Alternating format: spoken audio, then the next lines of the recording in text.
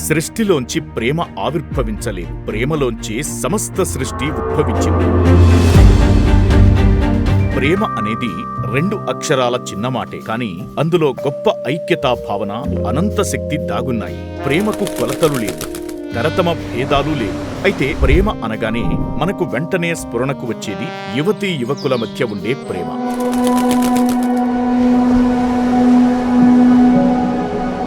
కేవలం యువతీ యువకులదే కాదు, ఇరుగు పొరుగు వారిది, తల్లిదండ్రులది, పిల్లలది, స్నేహితుల మధ్యన ఉండేది కూడా ప్రేమే. ఈ సూత్రాన్ని అవగతం చేసుకుని ప్రేమలోని మాధుర్యాన్ని అందించే శక్తిని తేటతెల్లం చేసిన మహత్తర గ్రంథం ప్రేమ కానుక. ప్రముఖ అమరత్వ గురువు అయినటువంటి రామ్తా గారు ప్రవచించిన దట్ ఎలిక్సిర్ కాల్డ్ లవ్ అనే ఆంగ్ల గ్రంథం అనువాదం ఈ ప్రేమ కానుక. ప్రేమ ఎప్పుడూ పరిపూర్ణంగానే ఉంటుంది, లేకపోతే అది ప్రేమ కాదు. ప్రేమ దివ్య భావన, అది దైవ స్వరూపం. ప్రేమతత్వమే ధ్యానయోగం అని వివరించే ఈ మహత్తర గ్రంథం ఆద్యంతం ఆసక్తికరంగా సాగుతుంది. ఈ అపురూప గ్రంథ విశేషాలు మీ గ్రంథాలయంలో. అందరికీ నమస్కారం. గ్రంథాలయం కార్యక్రమానికి స్వాగతం. మనం గ్రంథాలయం కార్యక్రమంలో రామ్తా గారి యొక్క ప్రేమ కానుక అనే పుస్తకం గురించి తెలుసుకుంటున్నాం ఫ్రెండ్స్. మరి నిన్నటి ఎపిసోడ్లో మనం ప్రేమ స్నేహతత్వం గురించి కొన్ని విషయాలు తెలుసుకున్నాము. ఇప్పుడు మరికొన్ని విషయాలు తెలుసుకుందాము.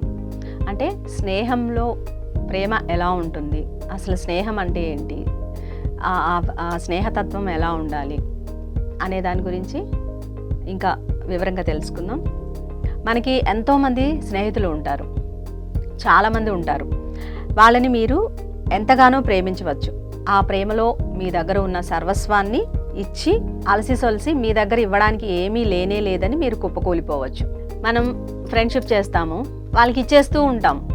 అంటే స్నేహము అని చెప్పేసేసి ఇవ్వడమే జరుగుతూ ఉంటుంది. ఇచ్చి ఇచ్చి ఇచ్చి ఇచ్చి అలసిపోతాం, ఇక లాస్ట్కి ఇంకా ఏమీ లేదు అని. అంత మాత్రాన మీ పని అయిపోయిందని కానే కాదు. ఇంకా నేనేం ఇవ్వలేను, నేను ఇస్తూనే ఉన్నాను అని చెప్పేసి మనం అనుకోవచ్చు. అంత మాత్రానే మన పని అయిపోలేదు. ఏ దివ్యత్వాన్ని వ్యక్తపరుస్తూ, ఏ మీ సహజత్వాన్ని అభివ్యక్తీకరిస్తూ ప్రేమించడం అనే మధుర భావాన్ని ఆస్వాదిస్తూ మీరు ఇవ్వగలిగారో ఆ దివ్యత్వమే, ఆ స్వయమే, ఆ ప్రేమతత్వమే మీరిచ్చిన దానికి కొన్ని వేల రెట్లు అధికంగా మీకు తన ప్రేమ కానుకల్ని పంచి ఇస్తుంది. మనం ఎంత సహజత్వంతో, ఎంత వ్యక్తీకరణ చేస్తూ, ఎంతగా మనం ఇవ్వడం చేస్తామో అంటే అప్పుడు మనము ఆ స్వయం, మనలో ఉన్న స్వయం, మనలో ఉన్న దైవం దానికి 10ంతలుగా ఇస్తుంది. చూడండి, మనం చెప్తాము పంచపడితే పెంచబడుతుంది అని. విశ్వానికి ఇస్తే అది 10ంతలు అవుతుంది అని. అంటే ఇక్కడ ఇవ్వడం ఎలా జరగాలి? మనం ధనం ఇస్తున్నాము ఒక కార్యక్రమానికి, అప్పుడు మనం దాన్ని ఎలా ఇస్తాము? భయంతో ఇస్తున్నామా, లేకపోతే నా దగ్గర బోల్డ్ అంత ఉంది కదా అని ఇస్తున్నామా? ఏ ఆలోచన, ఏ భావన మనలో ఉంటుంది? దేనైనా ఆశిస్తున్నామా? పుణ్యం వస్తుందని ఇస్తున్నామా? ఇట్లా అన్నమాట. అది ఫ్రెండ్స్కి కావచ్చు, లేకపోతే ఇతరులకు కావచ్చు, ఏదో ఒక ఆర్ఫనేజ్ సంస్థకు కావచ్చు, లేకపోతే ఏదో ఒక కార్యక్రమానికి కావచ్చు. ఏదైనా సరే, ఏ భావనతో నువ్వు ఇస్తున్నావు, ఇస్తూ ఉన్నాం ఇంక నా దగ్గర లేదు అని అలసిపోవాల్సిన పని లేదు. అక్కడికి అయిపోలేదు, ఇంకా లేదు అనేది అక్కడ లేనే లేదు. ఎంత ఇస్తూ ఉంటే అంతగా అది రెట్టింపు అవుతూ ఉంటుంది. అంటే మనలో ఉన్న ఆ దైవత్వం, అది ప్రేమైనా, ధనమైనా, శక్తి అయినా, ఏదైనా సరే, జ్ఞానమైనా చూడండి, ఇంకా అధికంగా తన ప్రేమ కానుకల్ని పంచి ఇస్తుందట. మీరు ఎంతెంతగా ఇవ్వగలుగుతారో అంతంతగా సృష్టించగలుగుతారు. ఎంత ఇస్తూ ఉన్నామో అంతగా సృష్టి జరుగుతూ ఉంటుంది. అంటే ఒక జ్ఞానాన్ని పంచుతున్నాం అనుకోండి, ఇప్పుడు ఒక పుస్తకం ద్వారా కొంత జ్ఞానాన్ని తీసుకున్నాము, అది పంచుతున్నాము, ఇస్తున్నాము. ఎందుకు ఇస్తున్నాం? ఏమీ ఆశించకుండా ఇస్తున్నాం. అక్కడ నేను చెప్తే నన్ను అందరూ మెచ్చుకుంటారని కాదు ఇక్కడ మనం చేయాల్సింది. ఎప్పుడైతే ఆశించకుండా జ్ఞానం అది చెప్తామో ఎదుటి వారికి, అప్పుడు మనలో ఆ జ్ఞానం ఇంకా ఇంకా ఇంకా పెరుగుతూ వస్తుంది.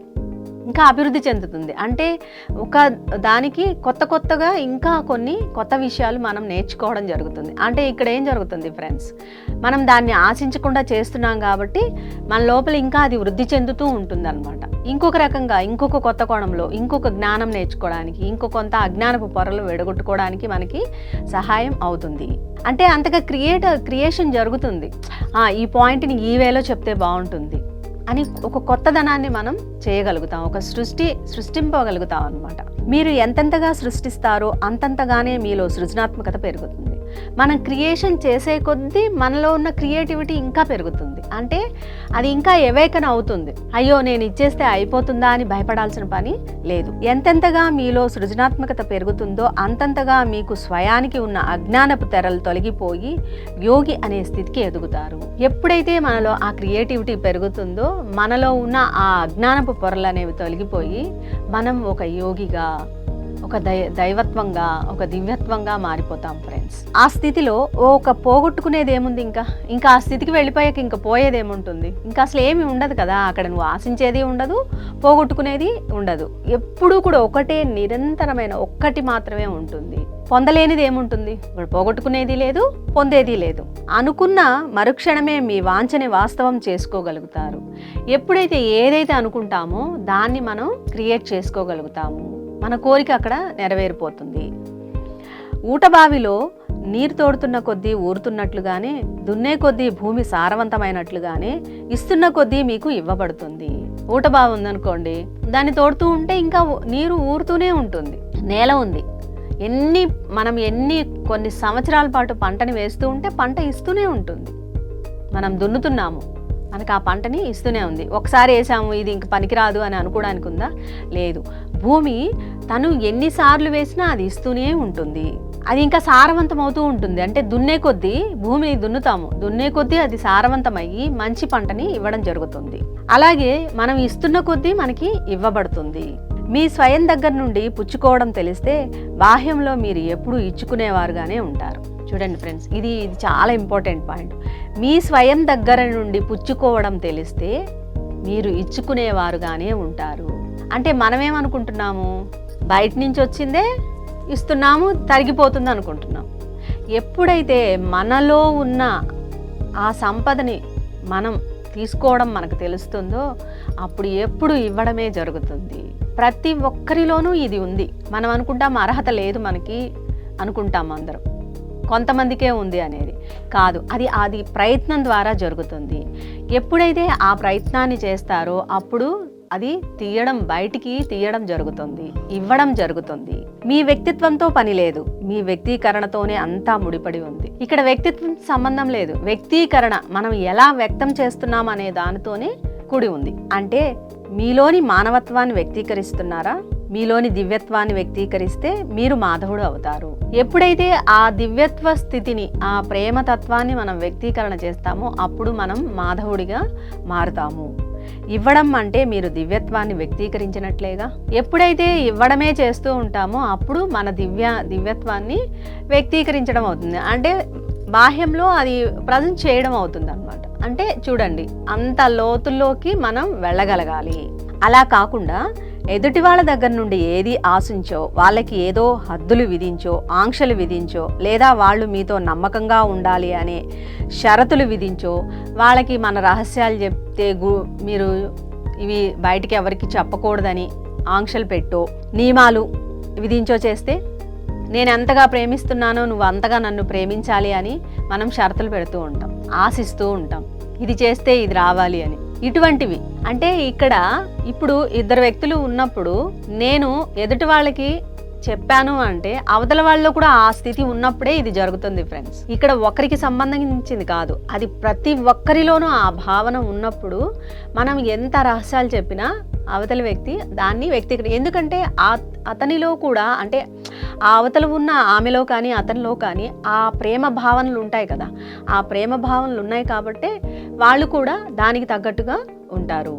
ఇక్కడ ఇరువురి మధ్య జరగాలి. అంటే ఇక్కడ ఏం జరుగుతుంది, ఇవ్వడం జరుగుతుంది, పుచ్చుకోవడము జరుగుతుంది. ఇరువురి మధ్య ఆ స్థితి ఎప్పుడైతే కలుగుతుందో అప్పుడు ఇద్దరిలోనూ ఉన్న ఆ దైవత్వం వెళ్ళి విరుస్తుంది. అంటే ప్రతి ఒక్కరిలోనూ ఆ దైవత్వం విరియాలనే ఇక్కడ. అంటే ఆ స్వయంతో ఉండాలని. ఎప్పుడైతే మనం ఈ పని చేస్తూ ఉంటామో, ఇవ్వడమే చేస్తూ ఉంటామో, అప్పుడు మనం మన దైవత్వాన్ని వ్యక్తీకరించిన వాళ్ళం అవుతాము. ఇంకా మీరు ఎంతగా ప్రేమిస్తున్నారో అంతగానే వాళ్ళు కూడా మిమ్మల్ని ప్రేమించి తీరాలని శాసించో మొదలుగున్నవన్నీ ప్రేమ వ్యవహారాలు కాదు. నేను నిన్ను ఇంత ప్రేమిస్తున్నా, నువ్వు కూడా నన్ను ఇంతగా ప్రేమించాలని మనం శాసించామనుకోండి, అది అసలు ప్రేమే అవ్వదు. అదంతా కేవలం ఇచ్చిపుచ్చుకోవడానికే పరిమితమైన ఒక వ్యాపార ధోరణిగానే ఉంటుంది. ఇది ఎలా ఉంటుందంటే అవసరాలు ఇక్కడ అంతా. నేను ఇది ఇస్తున్నా కాబట్టి నువ్వు ఇది ఇవ్వాలి, నేను నీకు ప్రేమ ఇస్తా, నువ్వు నాకు ప్రేమనివ్వు. ఇక్కడ ఏం జరుగుతుంది? అవసరం ఇచ్చిపుచ్చుకోవడమే అవుతుంది. అప్పుడు ఏం జరుగుతుంది? ఈ రిలేషన్ ఎలా ఉంటుంది? వ్యాపార పరంగానే ఉంటుంది. సో ఇది అంతా కూడా మనకి మనమే లోపల మనం చెక్ చేసుకోవాల్సిన పాయింట్స్ ఫ్రెండ్స్. ఇవన్నీ కూడా అసలు మనం ఎలా ఉన్నాము, ఏ స్థితిలో మనం ఉంటున్నాము, ఎలా మనం మనతో బిహేవ్ చేస్తున్నాము, ఎప్పుడైతే మనకి మనమే ఇచ్చుకోవడం చేస్తున్నామా లేదా అనేది ముందు చూసుకోవాలి. అంటే మనకి మనం ఏమి ఇచ్చుకుంటున్నాము, మనతోనే మనం ఇచ్చిపుచ్చుకునే ధోరణి కలిగి ఉన్నామా అనేది తెలుసుకోవాలి. ఇక్కడ ఒక పాయింట్స్ కొన్ని చెప్తున్నారు రామ్తా గారు. నా ప్రియాతి ప్రియమైన సహోదరులారా, నేను మిమ్మల్ని 35,000 సంవత్సరాలుగా ఎంత గాఢంగా ప్రేమించానో మీకు ఇప్పటికీ తెలియలేదు. 35,000 సంవత్సరాలుగా ఆయన మనల్ని ప్రేమిస్తూనే ఉన్నారట. మీకు ఇంకా ఇది ఒక ఆశ్చర్యంగానే మిగిలిపోయింది. మీకు ఇంకా ఇది ఆచరణ సాధ్యంగా కాక ఆశ్చర్యార్థకంగా ఎందుకు మిగిలిపోయిందో తెలుసా? అసలు అది ప్రేమిస్తున్నావు అన్న విషయమే ఇంకా ఆశ్చర్యంగా ఉంది. ఇది ఆశ్చర్యార్థకంగా ఎందుకు మిగిలిపోయిందంటే, మీ జీవితంలో మీరు ఎవరినైనా ఏ హద్దులు ఆంక్షలు లేకుండా అంత సుదీర్ఘ కాలం ప్రేమించలేదు కనుక. మీ జీవితాల్లో మీరు ఆంక్షలు విధిస్తూ, ఆంక్షలు లేకుండా, షరతులు లేకుండా ఎవరిని సుదీర్ఘకాలం ప్రేమించలేదు కాబట్టి మీకు ఆశ్చర్యంగా అనిపిస్తూ ఉంది. అంతమే లేని అనంతమైన ప్రేమ యొక్క జ్ఞానం ఇంకా మీలో విరబూయలేదు కనుక. అనంతమైన జ్ఞానం, అంతం లేని అనంతమైన ప్రేమ ఇంకా మీలో విరబూయలేదు. అంటే ఇంకా మీలో అది మొగ్గగానే ఉంది, ఇంకా వికసించలేదు. అందుకే మీకు ఇదంతా ఓ నిగూఢ రహస్యంగానే మిగిలిపోయింది. ఇది ఎలా అయిపోయిందంటే ఒక సీక్రెట్ లాగా అయిపోయింది అనమాట. అది ఏంటి వెతకాలి, ఏంటి తెలియడం లేదు, ఓ సీక్రెట్ ఏంటో అసలు మనకు అది ఓ రహస్యంగా ఉండిపోయింది. కనీసం ఇప్పటికైనా మేల్కొని ప్రేమ అంటే ఏమిటో తెలుసుకుని ఆ ప్రేమని పదాల రూపంలో కాకుండా ఆచరణ సాధ్యం చేయడానికి పూనుకోండి. ఇప్పటికైనా మీరు తెలుసుకోండి, దాన్ని తెలుసుకొని అది పదాల రూపంలో కాకుండా, అంటే చెప్పడానికి కాకుండా ఆచరణ చేయడానికి మీరు ప్రయత్నం చేయండి. ఇది రామ్తా మాస్టర్ చెప్తుంది. ఆయన అది చేశారు, ఆయన అది ఆ అనుభూతిని చెందారు, ఆయన ఇప్పటికీ అదే చేస్తూ ఉన్నారు. కాబట్టి ఇప్పుడు మనల్ని కూడా మనలో ఉన్న ఆ దివ్యత్వాన్ని తెలుసుకొని దాన్ని, ఆ మొగ్గగా ఉన్నదాన్ని విరబూయించి దాన్ని అందరికీ పంచండి అని చెప్తున్నారు. స్నేహితులే ప్రేమికులు, స్నేహితులే తల్లిదండ్రులు, స్నేహితులే పిల్లలు, స్నేహితులే దేవుళ్ళు, దేవదేవుళ్ళు. చూడండి, ఇక్కడ ఫ్రెండ్సే తల్లిదండ్రులు, పిల్లలు, దేవుళ్ళు, ప్రేమికులు, అంత స్నేహతత్వమే. అందుకే పత్రి సార్ ఎప్పుడు చెప్తూ ఉంటారు, మైత్రీ భావం ఉండాలి ప్రతి ఒక్కరిలో అని. అది శ్రీకృష్ణుల్లో ఉంటుంది. అందుకే ఆయన పరమాత్మ అయ్యారు, శ్రీకృష్ణ పరమాత్మ అయ్యారు. ఆయనలో ప్రతి ఒక్కరి పట్ల కూడా మైత్రీ తత్వం ఉంటుంది. మీరు శ్రీకృష్ణుని జన్మ విధానం అవి మనము చూస్తాము, వాటి గురించి ఆయన చెప్పే మాటలు వినాలి, కృష్ణుడు చెప్పే మాటలు వినాలి. ఆయన ఆ గీతలో ఎంత అద్భుతంగానో చెప్పారు అవన్నీ కూడా. అంటే ఎట్లా ఉండాలని. అయితే ఆయన వధ చేశారు కదా, వాళ్ళని వీళ్ళని చంపారు కదా, అంటే అక్కడ కూడా మైత్రీ తత్వమే. అక్కడ చేసిన పనులకి ఒక పరమార్థం ఉంది కాబట్టే చేశారు. ఆయన చేసిన ప్రతి పనికి, అంటే ఇంకా అక్కడ మనం ఏం చేస్తున్నామంటే బాగా గమనించుకుంటే మనము శ్రీకృష్ణుడి తత్వాన్ని, ఆయన యొక్క మైత్రీ తత్వాన్ని కాకుండా ఆయన చేసిన కొన్ని పనుల్ని మాత్రమే మనకి అనుకూలంగా ఉన్న వాటినే మనం దాన్ని అన్వయించుకుంటున్నాం, లేని వాటిని వదిలేస్తున్నాము. అది గమనించాలి ఫ్రెండ్స్.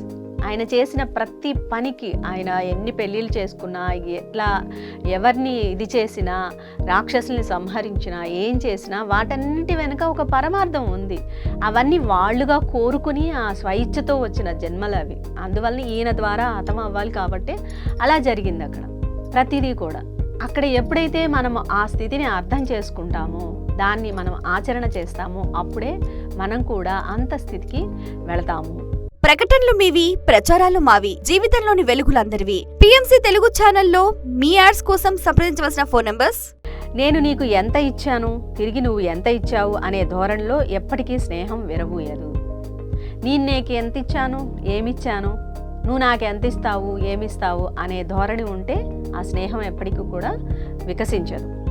శిఖరాగ్రం మీద కొలువై ఉన్న మంచు కరిగి మహానదిగా మారి ప్రవహిస్తున్నట్లే మీలోని ప్రేమ పొంగి ఒక శక్తిగా మారి ప్రవహించగలగాలి. శిఖరాగ్రం మీద ఎక్కడో మంచు ఉంది, అదేమవుతుంది, కరిగి కిందకి ప్రవహిస్తూ ఉంటుంది. అలాగే మనలో ఉన్న ప్రేమ కూడా అది ఒక శక్తిగా మారి ప్రవహించగలగాలి. ఇక్కడ ప్రేమ అంటే వేరే ఏదో అనుకున్నారు, ఒక ఎనర్జీ. అది కూడా అదంతా కూడా మనలో ఒక అద్భుతమైన శక్తిగా మారాలి. అది మారి అది ప్రవాహం జరగాలి. నిజానికి మిమ్మల్ని ఎవరైనా వాళ్ళ జీవితాల్లోంచి దూరం చేయాలనుకున్నా లేదా మీ స్నేహం వద్దు అని అనుకున్నా అందులో తప్పేంటి? మీ స్నేహాన్ని తిరస్కరించగలిగే హక్కు వాళ్ళకి జన్మతహగానే ఇవ్వబడింది. అది వాళ్ళ ప్రత్యేకత. కొంతమంది వద్దనుకున్నారనుకోండి, తిరస్కరించారనుకోండి, మా జీవితంలోంచి దూరం చేశారనుకోండి, ఇంకా అది వాళ్ళ జన్మతహ వాళ్ళకి కలిగిన ఇది, వాళ్ళ ప్రత్యేకత. అది వాళ్ళకి వచ్చింది, జన్మతహ వచ్చింది అనుకోవాలి. మిమ్మల్ని, మీ స్నేహాన్ని ఎవరైనా తిరస్కరించినంత మాత్రాన మిమ్మల్ని వాళ్ళు ప్రేమించినట్లు కాదు. దాని అర్థం ఇప్పుడు వాళ్ళ జీవితాన్ని మీతో పాలు పంచుకోవడానికి ఇష్టపడట్లేదు అని మాత్రమే. ఒకవేళ వాళ్ళు మీ ఫ్రెండ్షిప్ని వద్దు అనుకున్నారంటే వాళ్ళు ద్వేషిస్తున్నారనో ఏదో కాదు, ఇప్పుడు ఈ జీవితంలో అవసరం లేదు అని అనుకుంటున్నట్లు మాత్రమే అని చెప్తున్నారు. అంతేకాని వాళ్ళు మిమ్మల్ని నా జీవితంలో పాత్రధారులు అవ్వాలని లేదా నా జీవితంలో మీతో కలిసి ప్రయాణం చేయాలని అనుకోవడం లేదు. చూడండి, మీతో కలిసి నేను ఈ జీవితం అంతా ప్రయాణం చేయాలనో లేకపోతే మీరు నా జీవితంలో పాత్రధారులుగా ఉండాలనో వాళ్ళు కోరుకోవట్లేదట. ఎందుకంటే రామ్తానే అయిన నేను సృష్టిని అంతా ప్రేమిస్తాను, ప్రేమను సైతం సృష్టిస్తాను. అంత మాత్రాన నేను మిమ్మల్ని ప్రేమించడం లేదని అర్థం కానే కాదు.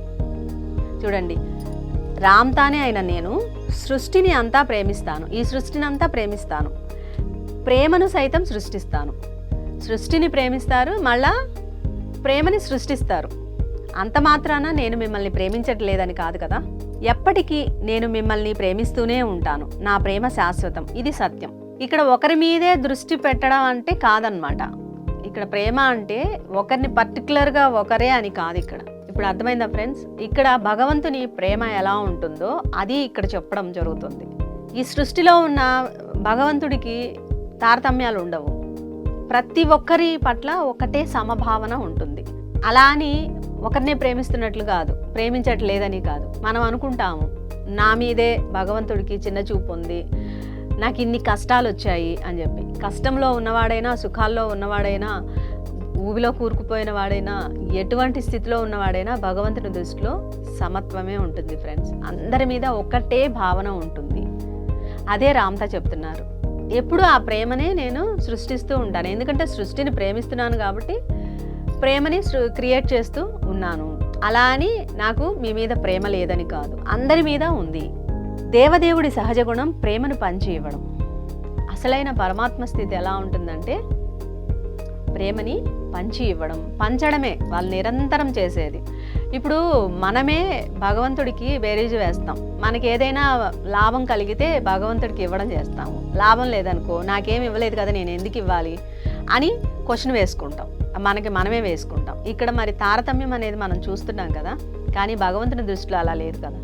ఎవరికి ఏది ఎప్పుడు ఎక్కడ ఎలా ఇవ్వాలో అలాగే జరిపించాలి. మరి మన జీవితంలో జరిగే కష్టాలకి నష్టాలకి కారణాలు ఏంటి?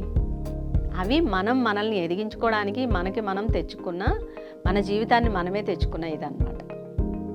సో దాని ద్వారా ఎదగాలని మనం వచ్చాం. కానీ ఇక్కడ మనం వాటన్నింటినీ మర్చిపోయి మనం ఏం చేస్తున్నామంటే మనం ఇతరులు కష్టాలు ఇస్తున్నారు, భగవంతుడు ఇస్తున్నాడని. ఇది మనం జీర్ణించుకోవడానికి కాస్త కష్టంగానే ఉంటుంది, అది ఆ పాయింట్ని పట్టుకోవడానికి. కానీ అదే సత్యం, అది ఇక్కడ అసత్యం కాదు ఇది. సో మరి దాన్ని ఎప్పుడు మనం తీసుకోగలుగుతాం అనేది ఎప్పుడు వస్తుంది అంటే మనం అంత స్థితికి వెళ్ళినప్పుడే మనం దాన్ని చేయగలుగుతాము. అది ఆచరణ చేయమంటున్నారు. కనీసం ఇప్పటి నుంచైనా మీరు మొదలు పెట్టండి, ఇప్పటి నుంచైనా తెలుసుకోండి, దాన్ని అర్థం చేసుకోండి, అవగాహన చేసుకోండి, ఆచరించండి. కానీ దేవుడిగా ఇవ్వడం అంటే ఏ ఆంక్షలు లేకుండా ఇవ్వగలగడం. ప్రసాదించగలగడం అనే దివ్య సుగుణాన్ని ఆచరించడం కోసమే అయి ఉండాలి. చూడండి, దేవుడిగా అంటే ఇవ్వడం అనేది ఏ ఆంక్షలు లేకుండా ఇవ్వగలగడం, ప్రసాదించగలగడం. మనం వరాలు ఇస్తాడు కదా, ప్రసాదిస్తాడు కదా, భగవంతుడా నాకు ఇది ప్రసాదించు అని చెప్పి అడుగుతాం కదా, అది అన్నమాట. ఇచ్చినప్పుడు పుచ్చుకున్న వాళ్ళ దగ్గర నుంచి ఏమి ఆశించినా, మీరు ఇచ్చిన దానిని వాళ్ళు ఎలా ఉపయోగించుకోవాలన్న ఆకాంక్ష విధించినా అది ప్రేమ దివ్యత్వం కానే కాదు. చూడండి, ఇచ్చినప్పుడు పుచ్చుకున్నప్పుడు మనం ఇచ్చేటప్పుడు ఏం చేస్తాము, నువ్వు దీన్ని ఇలా ఉపయోగించాలి, ఇలా చేయాలని మళ్ళీ అక్కడ ఆంక్షలు పెడుతూ ఉంటాం. అది దివ్యత్వం కాదు. ఏ ఆంక్షలు లేని ప్రేమ మాత్రమే శక్తి, స్ఫూర్తి అయి సంభవమై విరాజిల్లుతుంది. ఏ ఆంక్షలు లేకుండా ఆ ప్రేమను ఎప్పుడైతే ఇస్తామో అది ఒక శక్తిగా, ఒక స్ఫూర్తిగా విరాజిల్లుతుంది. ఒక వ్యక్తిలోని ఒక సుగుణాన్నో, ఓ స్వభావాన్నో మీరు ఇష్టపడి అతన్ని ప్రేమిస్తున్నారంటే అది నిజానికి ప్రేమ కాదు, ఆకర్షణ మాత్రమే. ఇప్పుడు మనం ఎదుటి వాళ్ళ స్వభావాన్ని బట్టో లేకపోతే వాళ్ళలో ఉన్న గుణాన్ని బట్టో మనం ప్రేమిస్తున్నామంటే అది ఆకర్షణ అవుతుంది. ఆ వ్యక్తి పట్ల మిమ్మల్ని ఆకర్షించింది ఆ గుణం పట్ల లేదా ఆ స్వభావం పట్ల మీకు ఉన్న మక్కువ మాత్రమే. అంటే మనకి ఆకర్షిస్తుంది అంటే ఆ క్వాలిటీ పట్ల మనకి ఎక్కువ కోరిక ఉంటుంది, ఎక్కువ ఇష్టం ఉంటుంది అన్నమాట. మనలో ఏదైతే ఉందో అది ఎదుటి వాళ్ళలో కనిపించినప్పుడు అప్పుడు ఇష్టపడతాము. మీరు ప్రేమిస్తున్నది ఓ వ్యక్తిని కాదు, ఆ లక్షణాన్ని మాత్రమే. ఇక్కడ వ్యక్తిని ప్రేమించట్లా మనం, ఆ వ్యక్తిలో ఉన్న ఆ లక్షణాన్ని, ఆ సుగుణాన్ని, ఆ గుణాన్ని మాత్రమే ప్రేమిస్తున్నాం మనం. అది బ్యాడ్ అవ్వచ్చు, గుడ్ అవ్వచ్చు. అంటే మనకి ఏదైతే బాగా నచ్చుతుందో, మనం ఏదైతే ఇష్టపడుతున్నామో అది ఎదుటి వాళ్ళలో ఉన్నప్పుడు అప్పుడు వాళ్ళని ప్రేమించడం మొదలు పెడతాం అనమాట. ఒకవేళ ఆ వ్యక్తిలో ఆ లక్షణం దూరం అయితే ఇక ఆ వ్యక్తిని మీరు ప్రేమించలేరు. చూడండి, ఆ వ్యక్తిలో ఆ క్వాలిటీ పోయిందనుకోండి, వాళ్ళు దానికి దూరం అయిపోయి వాళ్ళు మార్చేసుకున్నారనుకోండి ఆ స్వభావాన్ని, అప్పుడు ఏం చేస్తాం, మనం కూడా వాళ్ళకి దూరం అయిపోతాం. మీ వ్యక్తిత్వాల వ్యవహార శైలి ఎలా ఉంటుందంటే, మీలో ఓ గుణం లేకపోవడం వలన మీరు ఆ గుణం లేకపోవడాన్ని ఓ లోటుగా భావిస్తారు. ఎలా ఉంటుందని చెప్తున్నారు చూడండి. మన వ్యక్తిత్వాల వ్యవహార శైలి ఎలా ఉంటుందంటే, ఒక గుణం లేదనుకోండి, ఆ గుణం లేకపోవడాన్ని ఏం చేస్తాం, ఒక లోటుగా భావిస్తాం మనం దాన్ని. అంటే ఒక లోపంగా, నాలో ఈ లోపం ఉంది అని చెప్పేసి మనం అనుకుంటాం. ఆ లోటుని భర్తీ చేయడానికి మనం తెలియకుండా ప్రయత్నం చేస్తూ ఉంటాం. ఆ లోటుని మనం భర్తీ చేయడానికి మనం ప్రయత్నం చేస్తాం, అది మనకు కూడా తెలియదు ఒక్కోసారి. ఆ క్రమంలోనే ఆ లక్షణాలు లేదా ఆ గుణాలు ఉన్న వ్యక్తి పట్ల మీరు ఆకర్షితులు అవుతారు. ఇక్కడ ఏం చేస్తున్నాం, మనము ఆ లోటుని భర్తీ చేసుకోవడానికి వెతుకుతూ ఉంటాం అన్నమాట. మనం లోపల వెతుక్కోం, బయట వెతుకుతూ ఉంటాం, ఎవరు ఇస్తారా ఇది మనకి అని చెప్పేసి. అటువంటి వ్యక్తులు, ఆ లక్షణాలు ఉన్న వ్యక్తులు మనకు తారసపడ్డారనుకోండి, వెంటనే వాళ్ళకి కనెక్ట్ అయిపోతాం. ఉదాహరణకి, మీకు ధైర్యం లేకపోతే ధైర్యం మెండుగా ఉన్న వ్యక్తుల పట్ల ఆకర్షితులు అవుతారు. ఇప్పుడు నాకు ధైర్యం లేదనుకోండి, బాగా ధైర్యవంతుల పట్ల నేను అట్రాక్ట్ అవుతాను. లేకపోతే ఇంకొక క్వాలిటీ, ఇంకొకటి. ఎందుకంటే మీకు ధైర్యం అవసరం కనుక. ఇప్పుడు నాకు ధైర్యం అవసరం కాబట్టి నేను ఆ ధైర్యం ఉన్న వ్యక్తికి బాగా కనెక్ట్ అవుతాను. అప్పుడు మీరు అవసరార్థం ప్రేమను నటించేవారుగానే మిగిలిపోతారు. ఎంతసేపటికి వాళ్ళ నుంచి ఆ ధైర్యాన్ని తీసుకోవాలని ప్రయత్నం చేస్తూ ఉంటా. అంటే అవసరార్థం, ఇప్పుడు నాకు అది అవసరం అక్కడ, సో దాని గురించే నేను ప్రయత్నం చేస్తూ ఉంటానన్నమాట. అక్కడ మీరు ఇచ్చేవాళ్ళుగా ఉండలేరు, కేవలం పుచ్చుకునేవాళ్ళుగా, ఆశించేవాళ్ళుగానే మిగిలిపోతాం. ఇక్కడ ఏం జరుగుతుంది, ఇచ్చేవాళ్ళుగా ఎప్పుడు మారుతున్నాం, అవడలేదు. మరి ఆ ధైర్యాన్ని నేను తీసుకున్నప్పుడు దాన్ని నాలో పెంపొందించుకొని, నాలో ఉన్న ధైర్యాన్ని నేను వెలికి తీసుకొని దాన్ని మళ్ళీ నేను ఇంకొకరికి ఇవ్వడం చేయాలి కదా. కానీ ఇక్కడ నేనేం చేస్తున్నాను, ఎంతసేపటికి పుషప్. ఇక్కడ మామూలుగా మనం ఎగ్జాంపుల్ చెప్పుకుంటే చాలామంది లైఫ్లో కొన్ని పనులు చేయలేరు, ఎంతసేపటికి వాళ్ళకి పుషప్ ఇస్తూ ఉండాలి. అంటే వెనక నుంచి ఎవరో ఒకళ్ళు ఇది నువ్వు చేయగలవు, నువ్వు చేయాలి అని తోస్తూ ఉండాలన్నమాట, ఎంకరేజ్ చేస్తూ ఉండాలి. అది ఎంతకాలం సాగుతుంది ఫ్రెండ్స్, అది కొంతవరకే అవుతుంది. అంటే అక్కడ ఏం జరుగుతుంది, మనం ఎంతసేపు వాళ్ళ నుంచి మనం ఆశిస్తున్నాము, పుచ్చుకునే వాళ్ళుగానే ఉంటున్నాము. ఇక్కడ మనం అది తీసుకుని మనలో ఉన్న దాన్ని మనం ఎవేకన్ చేసుకొని మనం కూడా ఆ స్థితికి మారినప్పుడు మనం కూడా ఇచ్చేవాళ్ళుగా మారుతాం అక్కడ. కానీ ఇక్కడ మనం ఆ ప్రయత్నం చేయకుండా ఎంతసేపటికి లైఫ్ అంతా వీళ్ళు నాకు తోడుంటే వీళ్ళ ద్వారా నేను ఇలా బాగుండగలుగుతాను, వీడు లేకపోతే నేను ఉండలేను, ఆ స్థితికి వెళ్తున్నాను. అంటే ఇక్కడ ఏమవుతుందంటే డిపెండ్ అయిపోతున్నాం. ఆ పుషప్ ఒకసారి దొరుకుతుంది, 2 సార్లు దొరుకుతుంది. ప్రతి సిట్యుయేషన్కి అది సంభవించదు కదా. కానీ అది మనలో కూడా ఉంది కదా ఆ క్వాలిటీ. మనం లేదనుకోవడం వల్లనే ప్రయత్నం ఎదుటి వాళ్ళ నుంచి తీసుకోవడానికి ప్రయత్నం చేస్తున్నాం. అవసరార్థం అక్కడ ఏమవుతుంది, అది అవసరం అవుతుంది. ఆ వ్యక్తి ద్వారా నాకు అది అవసరం. అప్పుడు ఏం చేస్తాడు, అవతల వ్యక్తి కూడా ఏం చేస్తారు, మన నుంచి ఏదో ఒకటి ఆశిస్తూ ఉండడం జరుగుతుంది. ఇక్కడ ఏం జరుగుతుంది, ఇచ్చిపుచ్చుకోవడమే జరుగుతుంది, కానీ అసలైన ప్రేమ ఉండదు. అక్కడ నటన మాత్రమే ఉంటుంది. అక్కడ మీరు ఇచ్చేవాళ్ళుగా ఉండలేరు, ఇంకా కేవలం పుచ్చుకునే వాళ్ళు కానీ ఆశించే వాళ్ళు కానీ మిగిలిపోతారు. మీకు ధైర్యం లేదు కాబట్టి, ఆ ధైర్యం మీకు ఎంతగానో అవసరం కాబట్టి ఆ అవసరాన్ని భర్తీ చేసుకుంటారు. అక్కడ ధైర్యం లేదు, ఆ ధైర్యం నాకు అవసరం కాబట్టి దాన్ని భర్తీ చేసుకోవడం జరుగుతూ ఉంటుంది. మీలో లేనిది ఏదైనా కావచ్చు, మిమ్మల్ని అంతగా ఆకర్షించిన ఆ గుణం అతను కోల్పోయినా లేక మీ అవసరం తీరిపోయినా ఆ వ్యక్తిని ప్రేమించలేరు. ఆ ప్రేమ అక్కడితో ముగిసిపోతుంది. ఇక అక్కడికి అది లేదనుకోండి, కట్ అయిపోతుంది అన్నమాట.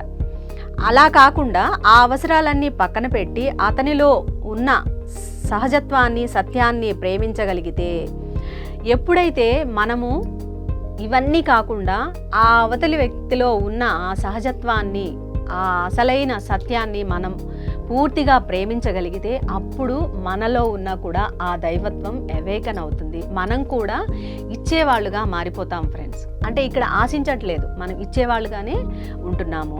అది ఈ స్నేహతత్వంలో ఉన్న ఆ ప్రేమ, దైవము అనేది ఫ్రెండ్స్. మరికొన్ని విషయాలు రేపటి ఎపిసోడ్లో తెలుసుకుందాం.